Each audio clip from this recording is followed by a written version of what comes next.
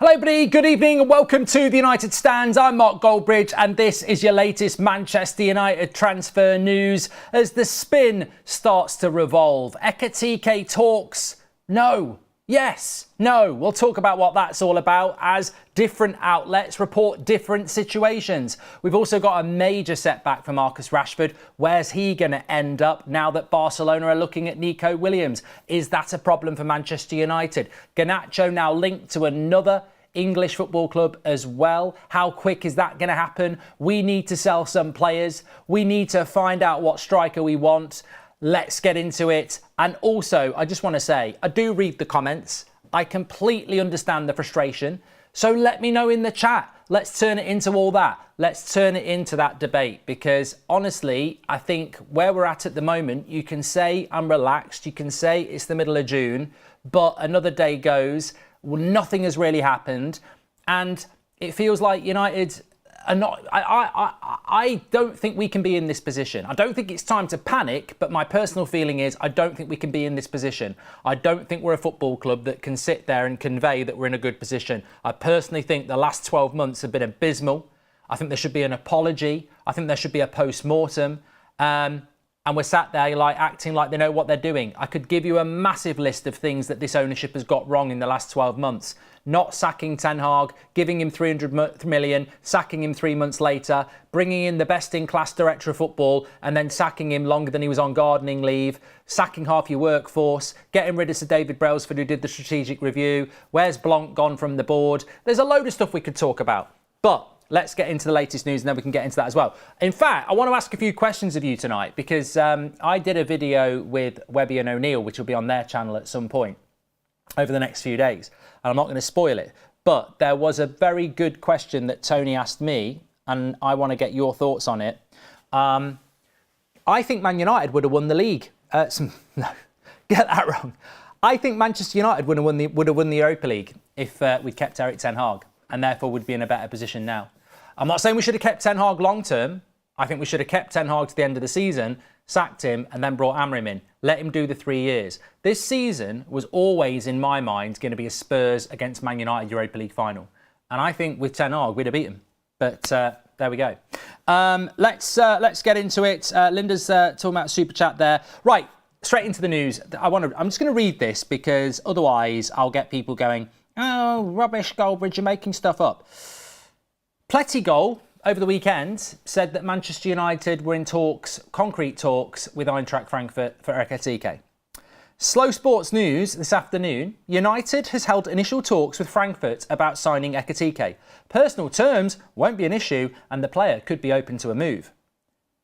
Fabrizio Romano this afternoon, at the moment there is still no club-to-club contact with Eintracht Frankfurt to Ekitike. And I sort of sit there and go, what are we supposed to do then? What are you supposed to do with that? I actually agree. What are we supposed to do with that? Like, is this Ekitike story just a massive deflection because the Gyökeres story is not going the way we want it to go? Where are we getting the 100 million euros from? Some people are now saying Eintracht Frankfurt don't want 100 million euros, and yet their director of football literally said it 3 days ago. We don't need to sell. 100 million euros is the price. We are in concrete talks for him, and we're not in concrete talks for him. And I sort of sit there and sympathise with myself and every single one of you. What are we supposed to believe when we've got completely different stories? And look, I'm not crying. I'm not moaning about it, but it is hard when there's next to nothing going on since Cunha, and we latch on to these stories because we want progress. This football club is on its arse. We want progress.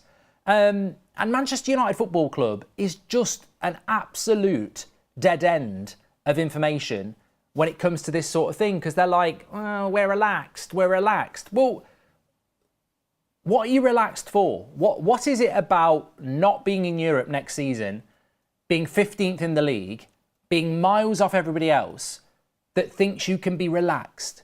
What is it about jeopardising a pre-season?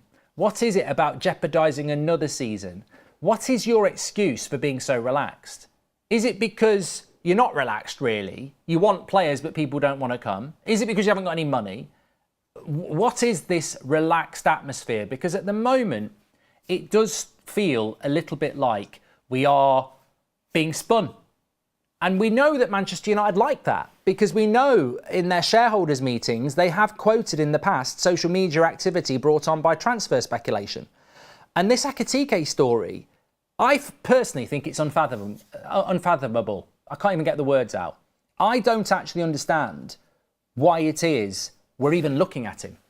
If you want me to be blunt, I'll back the lad if we sign him. It's great that he supported Man United as a kid, but is he a prolific goal-scoring striker? No.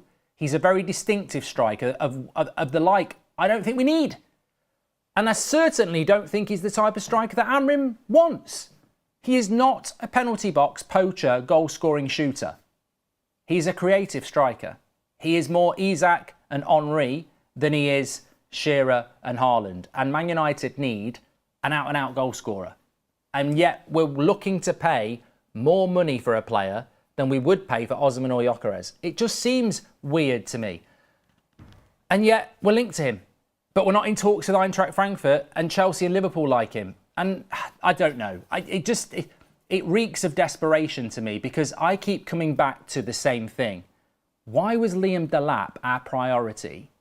And why are we now going after Gyökeres and Ekitike? If we'd signed Liam Delap, we wouldn't have gone for Gyökeres and Ekitike. But we miss out on Liam Delap and we go for Gyökeres and then Ekitike. If someone can explain that one to me, that is the thing I don't understand. Unless I'm missing something very obvious. Why was Liam Delap the priority? And then we didn't get him and we go for better players. Weird. Really, really weird. It's bullshit in my opinion, says Carlos. Kaylin says, who's from South Africa? Not me, but I'm sure you will have some in there as well. Let me just get this live chat up and running, because it's just completely lost itself. There we go. Be Cool says, Man United doesn't go by the YouTube creators' necessities. I mean, I love comments like that, because it's a comment that's contradictory to the comment I've just made, but I will leave that to the live chat. Is Be Cool right? Man United do not need to run their football club to the requirements of YouTube creators. Well, you're right. But like you, mate, I'm a Manchester United fan. And unfortunately, mate, this football club doesn't respect its fans, full stop. Doesn't give a shit about them, doesn't communicate to them, never has, probably never will, doesn't give a shit, was willing to go into a Super League, was willing to see games played in New York and all around the world. They don't give a shit about you, mate. So if you want to defend the way this football club is run and go, they don't have to run this club to the necessities of YouTube creators, when actually we're talking about fans, I would say to you, mate, this football club could do a lot better to its fans, considering the amount of fans that turn up and watch them every single game in our shittest ever Premier League season. And trust me, mate, the way they are behaving this summer, yet again, is not filling me or any other fan with any confidence, because we've seen this for 10 years. We've seen this. We're relaxed about the market. We're not in a rush, and we're getting it all again. And if you could tell me, Be Cool, the last summer transfer window, that message actually worked, then I might sit back like this and go, I'm not worried. I'm not worried at all. But I've heard this message before. I've seen this movie before. We're relaxed about the market. We won't be rushed. We won't overpay. And what happens is you end up with players that are plan B, C, D, E, late in the window, who aren't prepared for the start of the season, and crap preparation leads to a crap season. And what I would like to see, and I think what many of you would like to, it's like window wipers, and I think what many of you would like to see is a bit of organisation, professionalism and efficiency, because I absolutely do believe that an organised, efficient transfer window goes hand in hand with a good season. We've seen shit seasons for a decade that were preceded by disorganised transfer windows. So I don't buy into the let's just relax, everything's going to be okay. I absolutely think that after the season we've just had, a statement needs to be put out that that's not acceptable and we're going to do something about it. And yes, I'm very happy with Cunha, and I'm very, very confident that we'll get Mbeumo.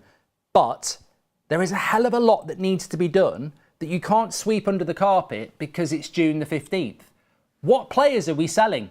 Every single summer transfer window, what player are we selling? Because we always say, buy this, buy that, buy this, but we never sell well. We never do. Who's getting sold? Nobody's getting sold at the moment. They'll probably try and rebadge Eriksen and Lindelof going as sales. Their contracts have been run down. They're leaving for free. You're not getting any money for them. You've paid Lindelof a wage for 8 years and you never got anything back. So you're not getting anything for them. It's not something to cheer about. They're walking away for nothing. You've paid them to the end of their contract and they've walked away and they're going to play for somebody else for free. You're getting nothing. So I'm not championing that. It's a concern. We're bad at selling. We're hearing about Onana potentially staying today, which could happen, which always could have happened, even though Amrin wants to get rid of him. We're also hearing this afternoon that Barcelona are trying to get dispensation from La Liga to sign Nico Williams. That's the end of Rashford's dream. It's the end of your dream. Where does Rashford go now? Where does he go now? It's an interesting situation. Greetings from Poland. Hope you will visit us soon, says Partek. I've never been there, actually. I'd like to. Let me just go back here because there's an interesting point here. Oh, I can use my finger. That's what she said. They're moving decent so far this summer. Cunha and Mbeumo is 2 plans, as without Europe. A striker would be nice, but we haven't got great options, says DC5. Retro Cyber says, we have signed 1 player already and another well on the way. You have to be realistic. As for sales, we can't make other clubs buy our crap players. Well, that's a failure. I mean, that's a failure, mate. I mean, what do you want to do? Go round and wash Sir Jim Radcliffe's car? I'm sorry, mate. That's a failure. That's not an excuse. That's failure. This is a competitive sport. I'm sorry. I have to say, Retro Cyber, you can't sit, well, you can because you've done it, but you can't say we've signed 1 player and another on the way and we've got to be realistic. And as far as sales go, we can't sell them if other clubs don't want to buy them. That's not an excuse.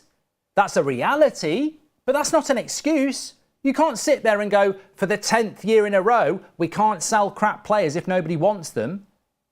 Well, there are ways you can deal with it, and you're never going to be successful if you don't solve it. You can't just sit there and go, we can't sell the crap, so we'll keep it. That's the reflection of failure. What's the solution? Well, that's the question. What is the solution? But the solution isn't just to go, they're crap, we can't get rid of them, let's go into another season and be crap again. These are problems. Maybe our failure to sell players is intrinsically linked to why we fail. You know, you look at that Europa League final, people not turning up, guarantee you'd sell half of that team. Most of it will be there next season then. Oh, and things are going to get better. I think selling players is a fundamental part of this football club getting back to where it needs to be. I don't mind if we sign 3 players. I don't mind if we sign Mbeumo, Cunha and Gyökeres. I'm happy with that. If we don't sign anyone else, I did want a goalkeeper, but I can deal with those 3 quality players coming in. If you get rid of 5 or 6 shit, and that's where I think the problems will lie, is removing those players. David Campbell says the club is done, the owners are full of themselves. Look, don't buy tickets and shirts. They'll understand then, says RK. I think we're past all that. I don't think there's a movement in this fan base that's going to actually change what the ownership is. As I've said to you before, get Sir Jim and the Glazers out and get Qatar or somebody else in. Forget it. We had the chance. It's gone. It's over. This is what we've got. This is the world that we live in. But I do look at the last season and I go, you know what? The list of mistakes is incredible. Absolutely incredible. The contradiction of leadership is terrifying. And the people who are making the decisions are still here. I mean, so much went wrong on the field last year that it detracted from what probably caused it. But what went on off the field? When you think about that FA Cup final, and I reckon we should have kept Ten Hag, but if you back him, you back him. You don't give him £300 million and then sack him 2 months later. Correct me if I'm wrong, and somebody in the chat will know the answer to this. When Ten Hag got sacked, we weren't playing as bad as we did for the rest of the season. And when Ten Hag got sacked, I still can't quite get my head around this, but apparently we were 4 or 5 points off top 4. So I don't think we were going to get top 4.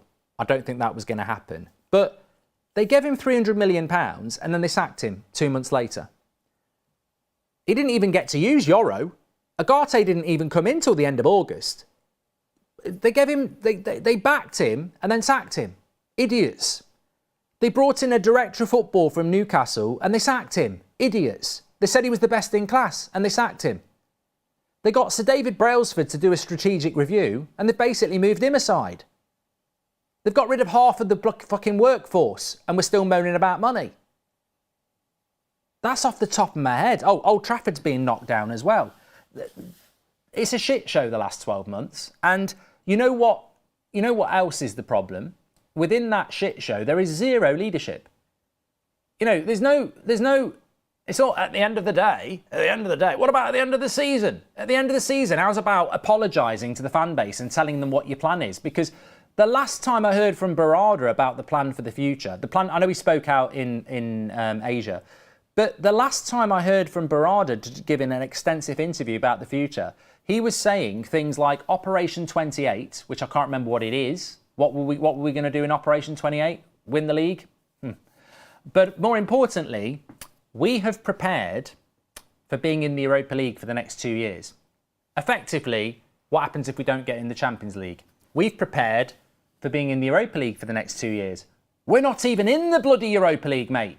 So there is this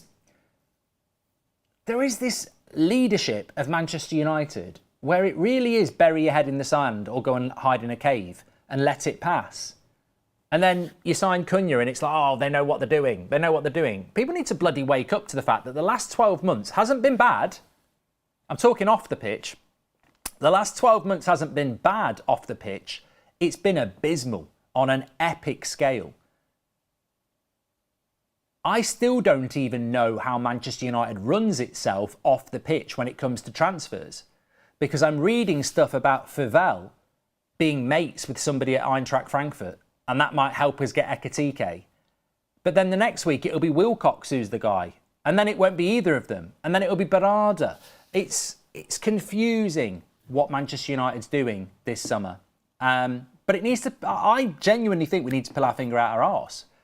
I don't think we can get into the repetitive nature of, and I said this to you on Friday, we can't just let days and weeks start to drift. It is only the middle of June. And by the end of June, maybe we've sold Garnacho, Rashford, Casemiro's gone, we've got a striker, we've got a goalkeeper, Anana's gone, we've got Mbumo. Maybe we've done all of that in the next 2 weeks.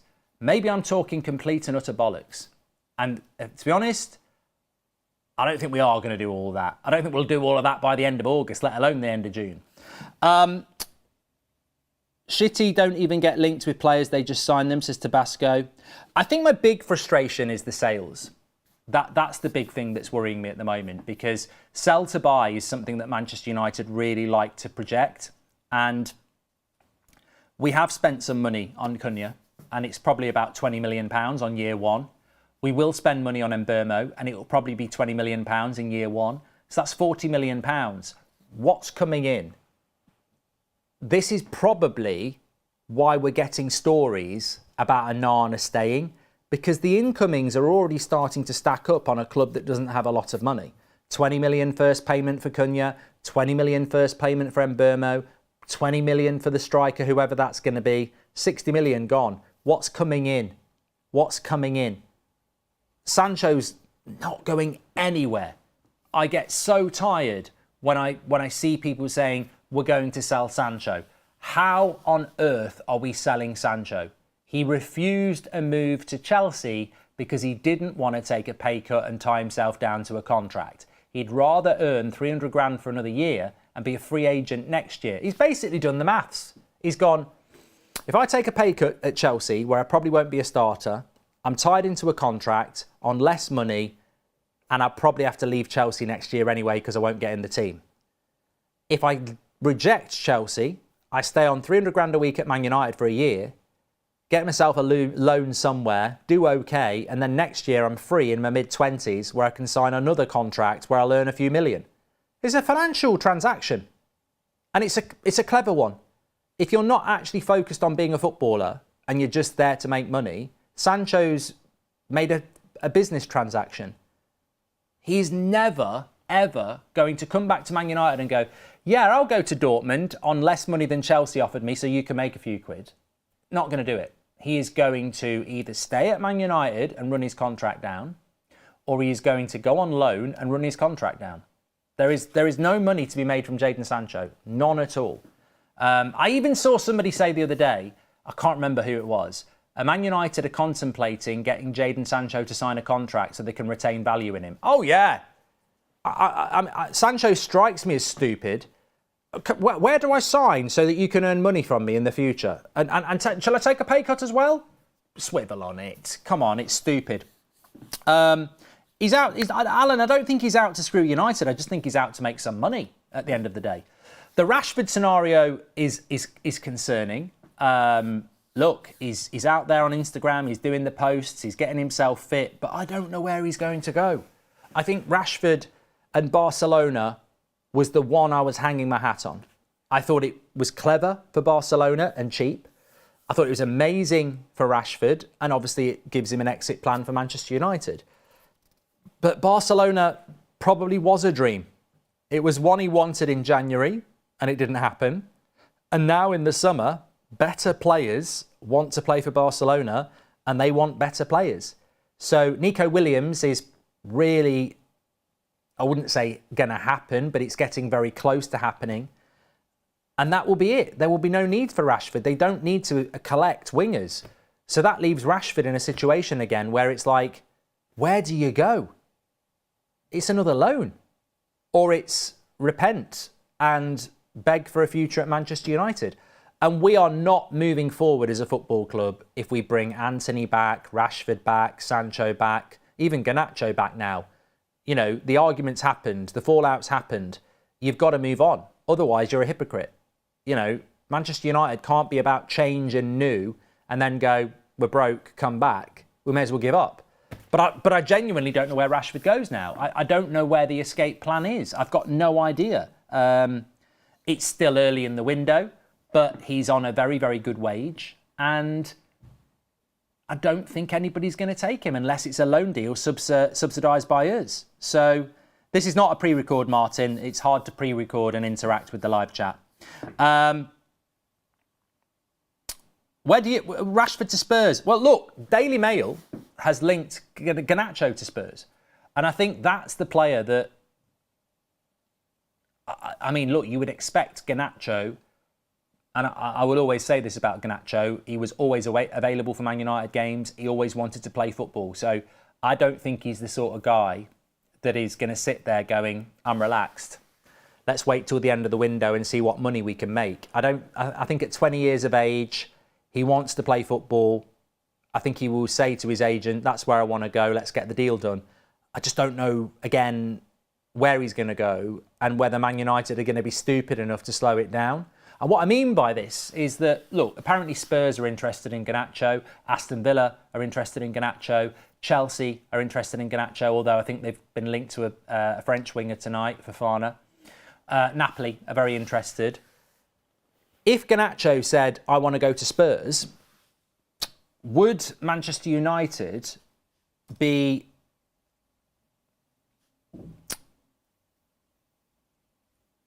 What's the word? Vindictive enough to stop it? Because what I'm saying is Aston Villa might come in and say, we'll give you 45 million plus 15 million in add-ons for Garnacho, and they might say it tomorrow. And Man United, Garnacho's agent might say he wants to go. And if Man United say yes, that deal could happen in the next week or two. But if Man United say no, we don't want him to go to a Premier League club, then that will delay. And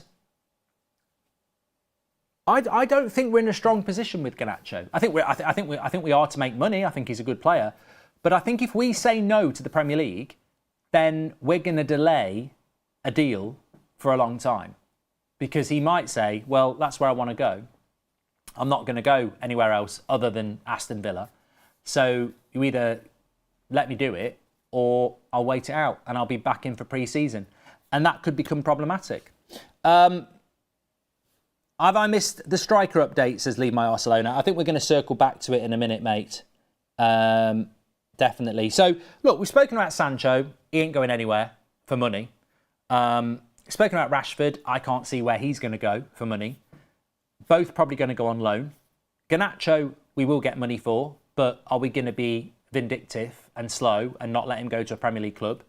And that's it. I don't see where we're going to get any other money for any other players.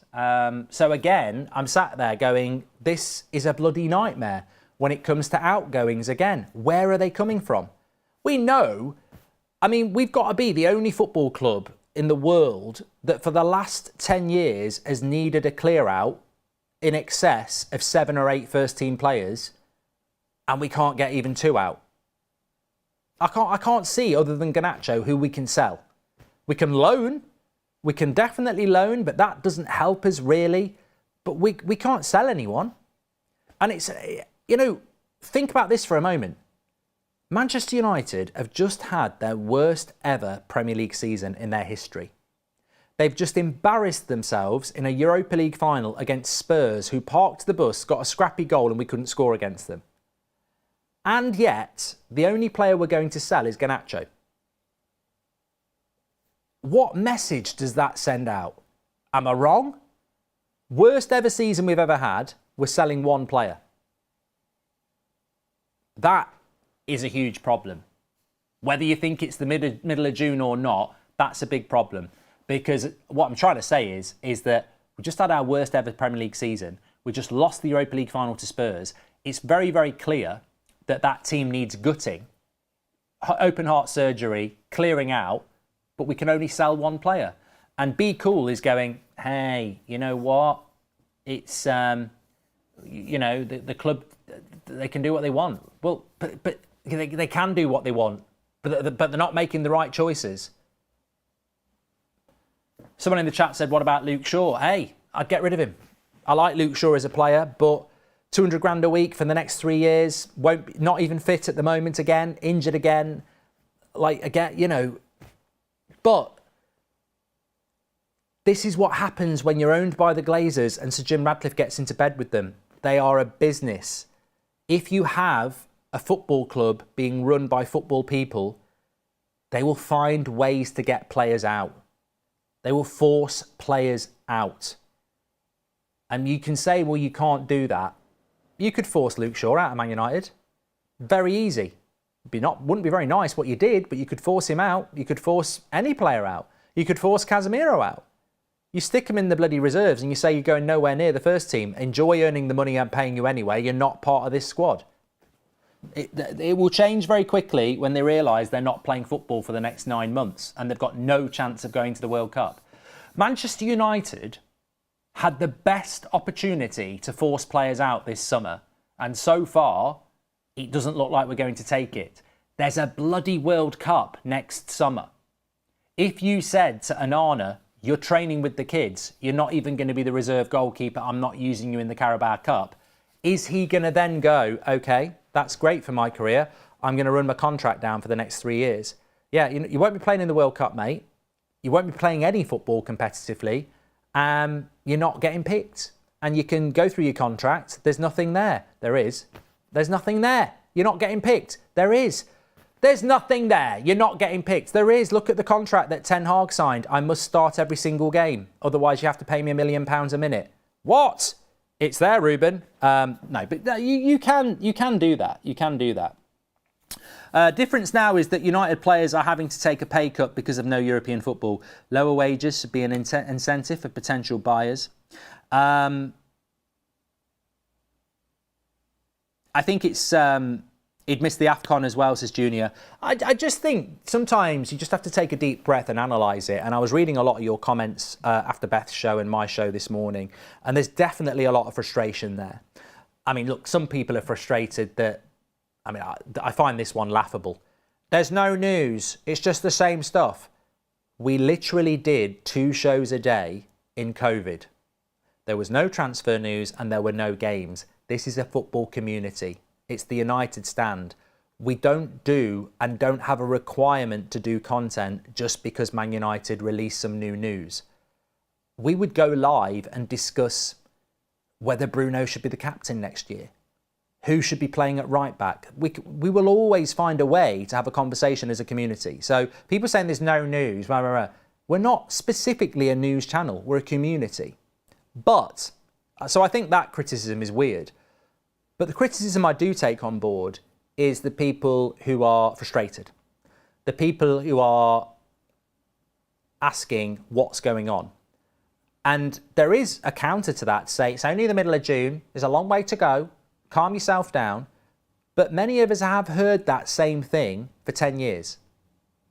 And every single one of those windows, we did buy players, but late and plan D. And we didn't use the pre-season properly and we had a bad season afterwards. So that is, I think, what people are getting frustrated about. It's not that we don't know there's time to buy players, and it's not that we don't think we will buy players. It's the fact that there is a time limit on it, because it's really important that this manager specifically has players to work with in his new system in pre-season. But it's also not just about incomings, it's also hugely about outgoings. If I'm a chef and I'm assembling a kitchen of people to work for me, and I want a new, pastry chef and a new dessert chef and whatever, but the 3 crap people that I want to get rid of, the boss says they'll be coming in as well. And I go, but I don't want them here. But well, they are. They haven't found another job, so we've not sacked them. They're coming in. So what you're basically saying to me is, you've given me some new staff and, a fresh start, but then you're sending the ones that I don't get on with back as well. Yeah, this ain't going to work. But we've got you the new staff.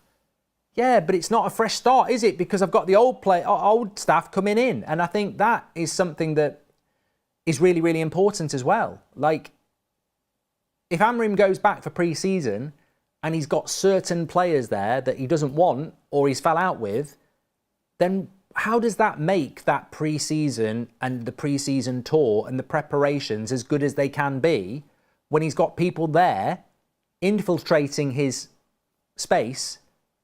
It's not good. And United never figure this out. We never figure that out. We do buy players, but we don't clear the deadwood. And I think that's something that has to be acknowledged. And as I said, if you can't understand that, think of it like this. Worst ever Premier League season, embarrassed ourselves in the Europa League final, we're only going to sell 1 player for money. So basically Garnacho was the problem. Come on. Of course he wasn't. Why can't United force players out, says Makoya. The World Cup is coming next. Why can't Man United take advantage of that? You can force people out. I don't know why we don't want to do that. I mean, in many ways, Amrim forced Rashford out. He stopped picking him. He wasn't putting him in the squad. And he was doing interviews saying that Rashford was lazy. He forced him out. So you can force people out. But I suppose maybe he doesn't want to force some of these people out. I don't know. End of the transfer window, United sell no players and only signing is Cunha. I mean, that's not going to happen, Lloyd. And I think that's the difference between having a reflective, analytical conversation and the difference between being extreme. We're not going to sell anyone, and we're only going to buy Cunha. Negative. It's only the middle of June. We will buy people, and it'll be fine. Toxically positive. The truth. We will buy people. Will we buy the right people? Will we buy them at the right time? And will we sell people? We will buy players beyond Cunha. We will sell players, but will it just be Garnacho? The reality is, I would say, you need 7 or 8 out and 5 or 6 in. And I don't think we're going to achieve that, because one of the things I always look at is how many weeks are left in the transfer window, how many times have Man United done 2 deals at the same time, and how long does it take for Manchester United to do a deal? And I think even if we speed up, our average time from linked to player to here we go is normally 4 to 6 weeks. Not 46 weeks, but 4 to 6 weeks. So Mbeumo's been going for 2 weeks already. 2 weeks tonight was Ornstein's bomber. So 2 weeks. and Burmo's still not here. Even if we get a here we go tonight, he ain't holding the shirt up for another week. So even if that happens tonight and Burmo's 3 weeks, who's the next player we're going for? Add 3 weeks on, maybe 4 weeks. When someone puts a bid in for Garnacho, maybe add 2 or 3 weeks onto that. And this is what I mean. Suddenly you're on tour, you know?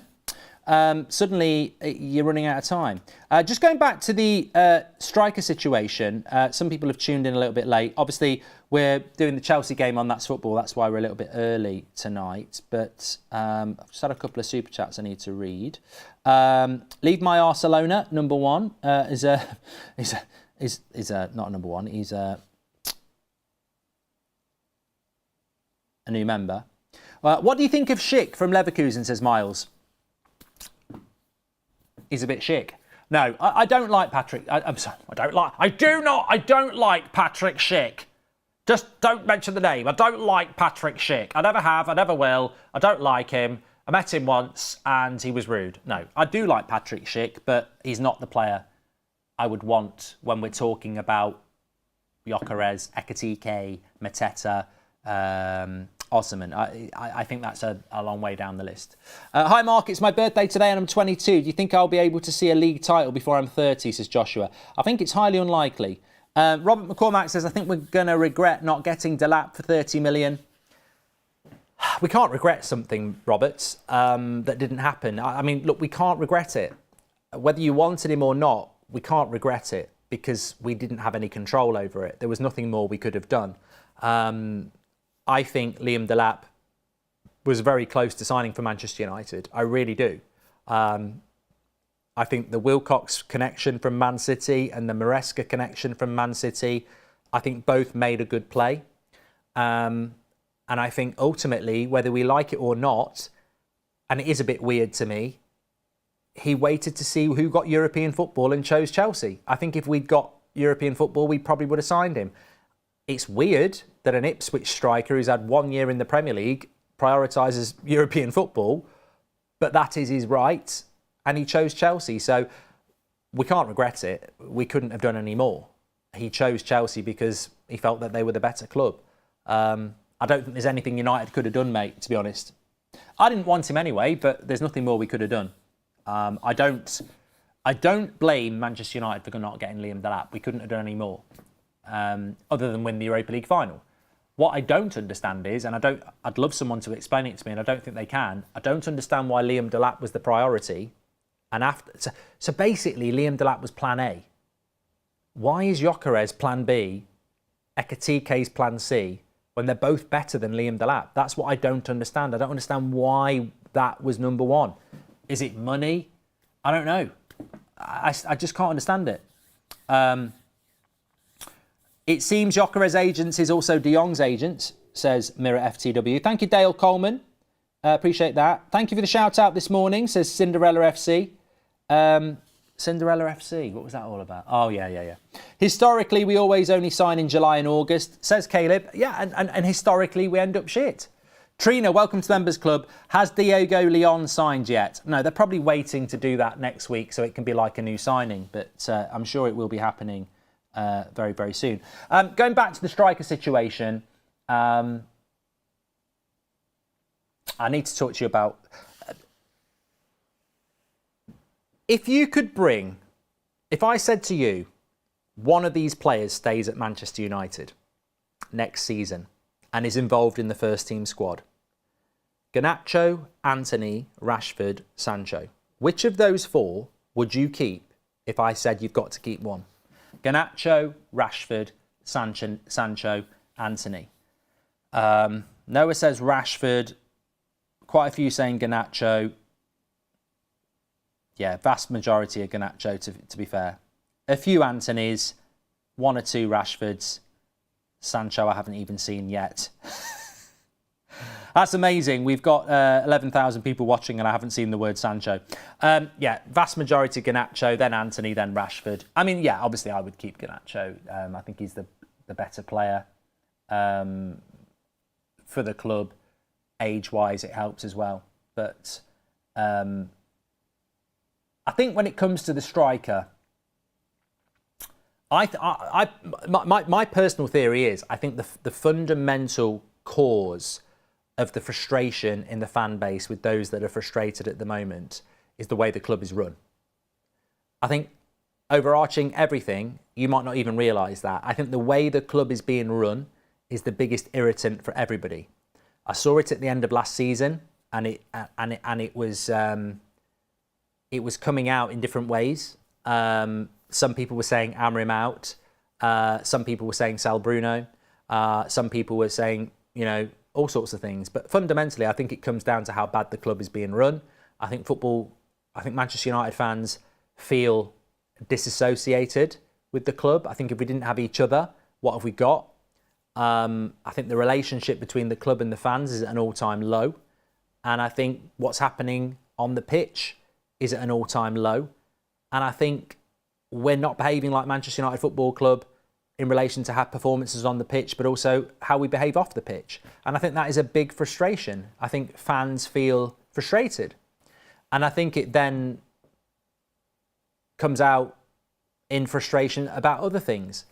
But I think when you look at the transfer window, I completely understand that you don't always sign your players in order of priority.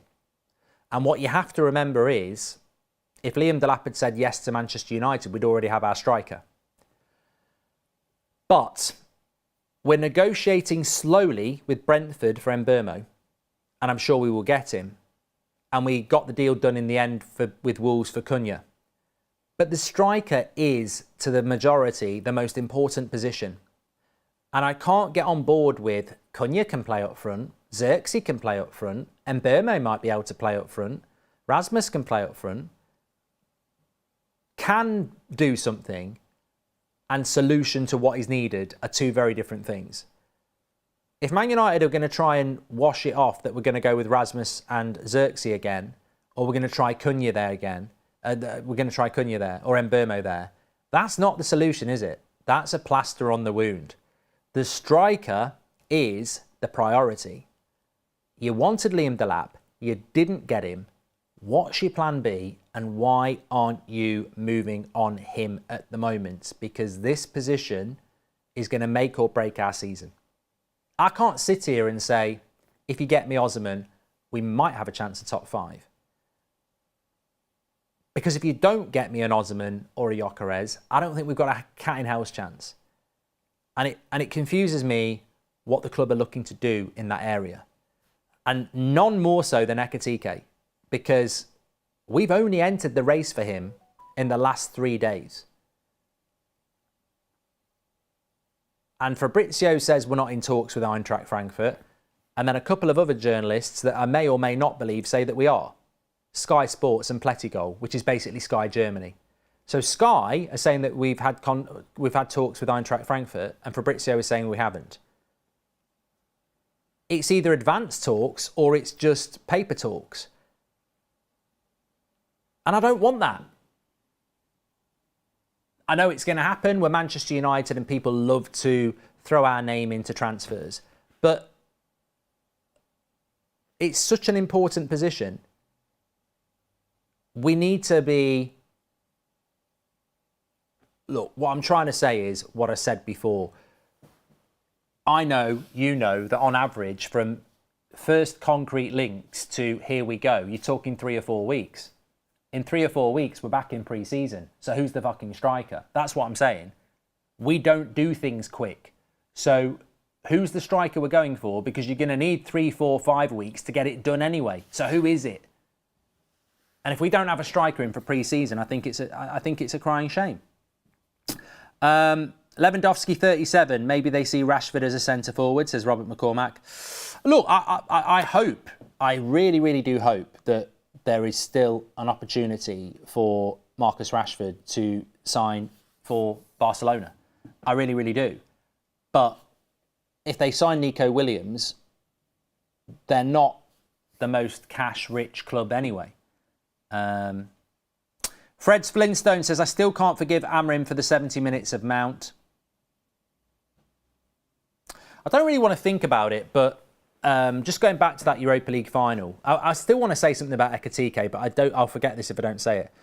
Going back to that Europa League final, I back Ruben Amorim, as you know, and I backed Ollie really late. I backed Mourinho really late. I backed Ten Hag really late. And I'll do it with Amorim again. And some of that may be stubbornness, maybe it's a principle. Amorim sticks to his principles in his formation. I stick to my principles in relation to, I just don't think sacking managers works.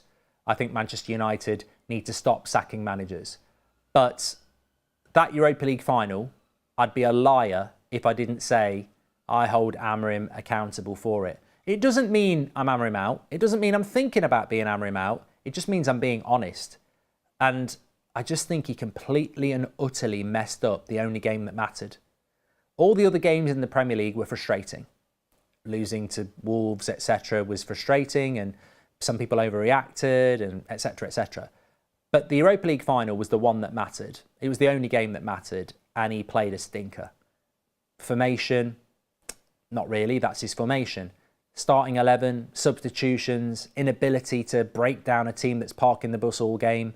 I think it was an absolute shambles, and I think it was the only game of last season that made me concerned about Amorim, actually. So I'm not going to dismiss the Europa League final because ultimately it's cost us buying players. But I also think it was the lowest point for Amorim as manager of Manchester United so far, because I think he was completely and utterly exposed. And that can't happen again. But the obvious mitigating factor is that he is trying to win a final with only one player that he brought in and without a pre-season. And I have to cling on to that. I have to cling on to that's going to be the uptick this season. And that is why I said at the start of the show, and I'm very interested to know what you think. I think if we'd kept Erik Ten Hag, we would have won the Europa League.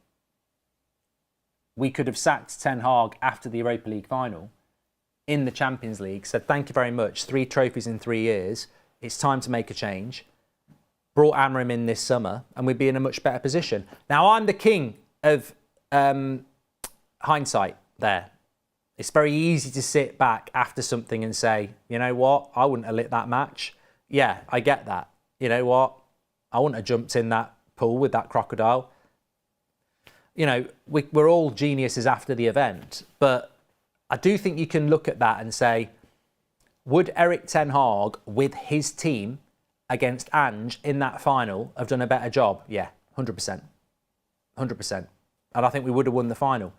But it's a long, long way between half a fan base saying Ten Hag out in October and getting to that final in May. And it was probably not doable, but it needed stronger leadership. And I take it back to the leadership. I don't understand why you back a manager, give him 300 million quid, and then sack him 2 months later. It's just incredible way to run a football club, in my opinion.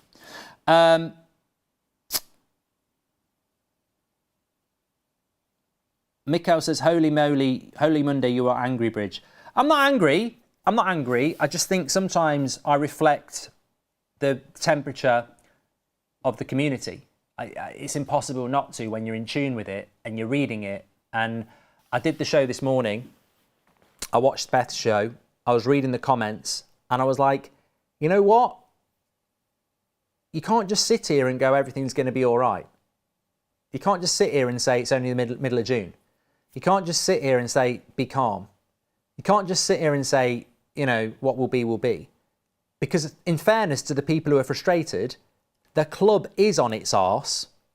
The club has had its worst season ever in the Premier League. And we have been here before with people trying to tell us the club know what they're doing. They're working a madness. There's plenty of time left. We've been in this position every single transfer window for the last 10 years, and none of them worked out well.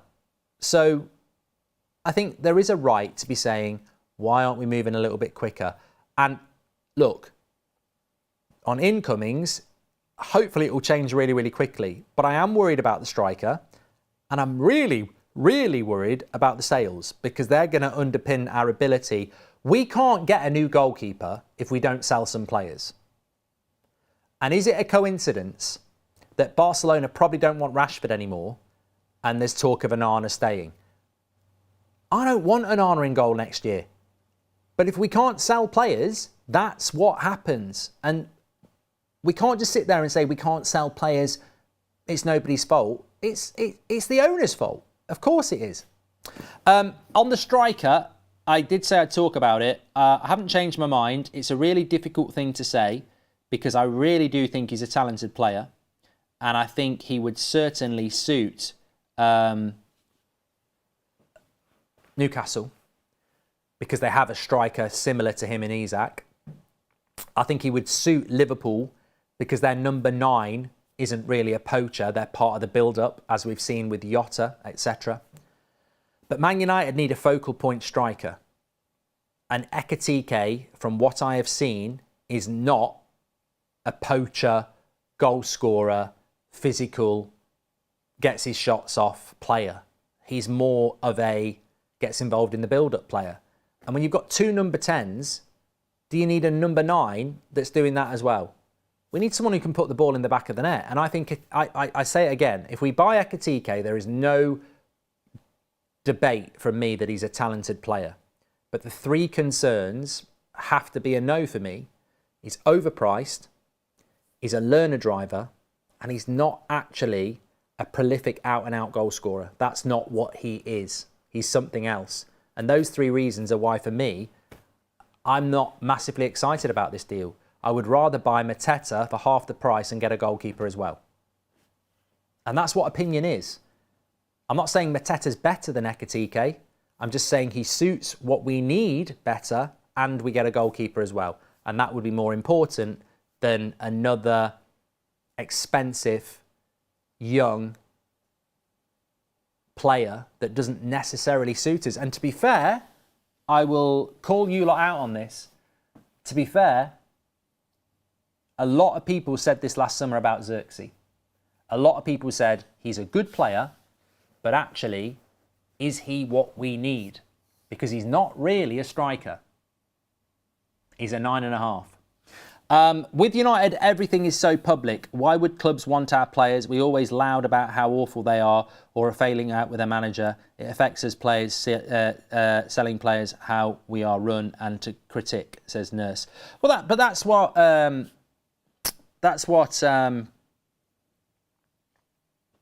saying. I'm always very conscious about that. Like, I didn't want Delap, but I didn't say he was crap. I say he was a good player. I just didn't want Delap. With Ekitike, he's a good player. It's just, and I will support him if we sign him, but I don't think it's the right signing. But you are right. Was it not last week that Rio Ferdinand, a Man United legend, was sat there doing a video saying that Gyökeres is basically shit? I mean, it doesn't necessarily help. I'm not saying Gyökeres saw that and went, I'm going to Arsenal. But it doesn't necessarily help when an ex-player of this football club who has quite a sway in social media and is he's a legend of the club, sits there and goes, this guy's shit. It's probably not. I'm sure Gyökeres probably did see that, and it's probably not going to make him think, oh, I can't wait to go to Man United where one of their influential ex-players is going to basically say I'm shit from day one. You can't blame Rio for how the club's being run, but, you know, we're sometimes not our own best friends, are we?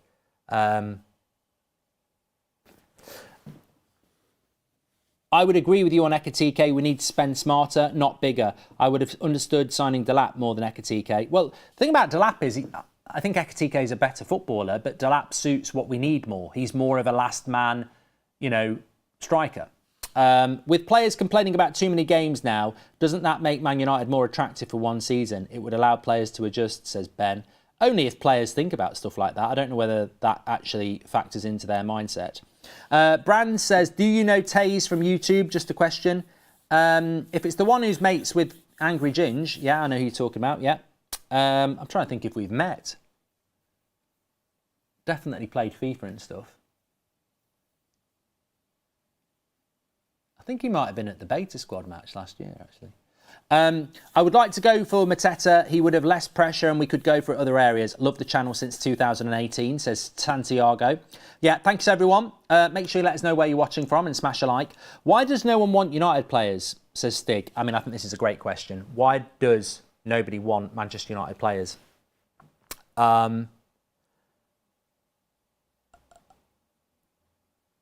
Probably because they're overpriced for the ability, is the nice way of saying it. Some people would say because they're shit. But when you look at it, Wan-Bissaka was good value for money for West Ham. Scott McTominay was fantastic value for money for Napoli. Anthony has gone to Betis and been probably their player of the season in half of the season. Rashford did quite well at Villa. So it's not that they're rubbish. It's they're overpriced. I mean, Betis, Anthony, 35 million and 200 grand a week. Rashford, 40 million, 300 grand a week. This is the problem. That it's not that people won't take them. Look, Brighton would love Marcus Rashford. Aston Villa would love Marcus Rashford. Newcastle would probably like Marcus Rashford. Arsenal would probably take Rashford as an option. But what they have to pay for is, well, he's probably one of the top 10 best played players in the Premier League. And you're not getting that, are you? You're getting somebody that's decent. And that's the problem. You know, Luke Shaw, no one's going to take him because he's injured, but also his wage is ridiculous. The biggest problem, the biggest barrier Man United have is that the players we've got, we can't sell. I remember Marcus Rojo. Remember Rojo? Stayed way longer than he should have done. Why? I think he was on 80 grand a week or 100 grand a week. And he was worth about 50. So there was people willing to take him, but they won't pay the wage. That, to me, is the biggest problem we have. It's not that people won't take our players. It's the wage. And we can't take a cheap wage because we then post a loss on the books. So we end up keeping them. T says, sorry I missed you, but do you think Gyökeres to Arsenal is kind of similar to Ronnie to Man City rumour, where the player wanted reaction from Manchester United? T, I sort of wanted to keep this as a bit of a Gyökeres free zone. I still think that the deal can happen, but it ain't going to happen any time in the next fucking 24 hours, is it? So it's just going to irritate people. I think people are irritated by Gyökeres at the moment. I was listening to Beth's show earlier. We were speaking before and after. She's just very much of the opinion that because he's professed an interest in Arsenal, she doesn't want to go there. So I respect that. For me, you know, there's plenty of players out there that end up going to another club than the one they wanted to. I mean, beggars can't be choosers. I would do the deal. Hi, Mark. Won't Rashford, Anthony and Garnacho be forced to leave and accept a transfer if Amorim won't play them? I can't imagine it will be good for their careers to miss playing for a whole season. Look, Anthony will go. Anthony's not a problem. I ain't got a problem with Anthony. He's gone to Betis. He's played well. And there's clubs that want him and he will go. We just won't make a profit on Anthony because he's still got too many years left on his contract for us to turn a profit. So Anthony will just break even on. Garnacho will go and we'll make some money on it. Rashford will go, but where? Where will he go? His agent ain't Harry Potter. He can't magic up a £40 million deal and big wages. There's no one who's going to do it. So Rashford will be a player that there's a lot of interest in over the next 2 months because their agent will be going to clubs saying, do you want Marcus? And they'll go, yeah, on loan. And they'll go back to Man United and say, you know, Chelsea wants him on loan or, you know, PSG want him on loan or whatever. And Man United will go, well, we're not loaning him, we want to sell him. We'll have to wait until later in the window. And that's what I see happening with Rashford. Personally, if he's going to end up getting loaned anyway, why wait till the end of August? You're paying 2 months' wages, loan him out in July. He doesn't go on the pre-season. He's not part of the pre-season. He goes on loan for a year. If it's going to happen anyway, just do it. But I can see it lingering on and on and on. Doesn't benefit us because he goes on tour. Doesn't benefit him because he goes on tour and he's not part of the team and it messes up his World Cup chances. But the problem with Rashford is, where's he going to go? He did quite well at Villa, but where's he going to go? I don't think anyone's going to offer. I'm talking like Jose. I don't think anyone is going to go anywhere near him. From Honduras, Central America to Santiago. T, I've just done that. I've just done that for you. Joseph said, did you reveal what you knew about Gyökeres yet? I missed a couple of lives, says Joseph. Yeah, I've said it a few times. Look, basically, last Sunday, from somebody very, very prominent in the footballing industry, Gyökeres, Man United's red hot. Watch what happens this week. In so many words.